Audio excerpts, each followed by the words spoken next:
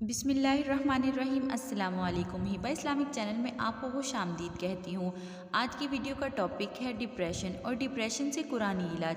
मेरे भाइयों और मेरी प्यारी बहनों, आपने इस वीडियो को आखिर तक देखना है ताकि अगर आप इस बीमारी में मुब्तला हैं तो आप इसका इलाज फौरी तौर पर कैसे करें। डिप्रेशन है क्या? जब आप बहुत सी टेंशन में हो, जहनी दबाव का शिकार हो रहे हों और आपके जहन में हमेशा नेगेटिव ही ऑप्शंस आएँ, आप पॉजिटिव बहुत कम सोचेंगे।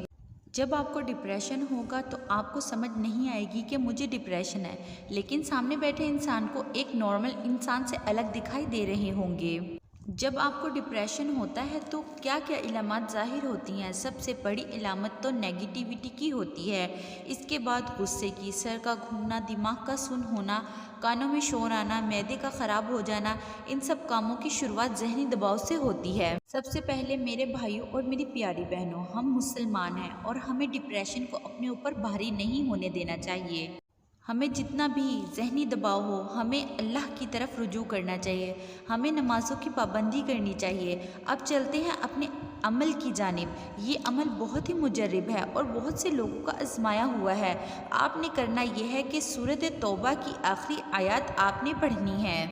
जो आयत है, हस्बी अल्लाहु ला इलाहा इल्ला हुवा तवक्कलतु व हुवा रब्बुल अर्शिल अज़ीम।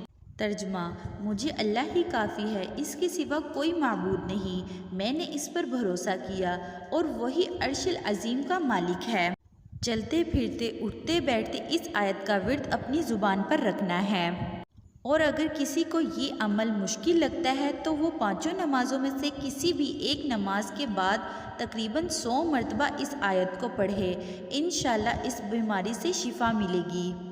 उम्मीद है कि आपको मेरी ये वीडियो बहुत पसंद आए। वीडियो पसंद आए तो वीडियो को लाइक कर दें, चैनल को सब्सक्राइब कर दें और कमेंट करके ज़रूर बताएं आपको हमारी वीडियो कैसी लगी। शुक्रिया।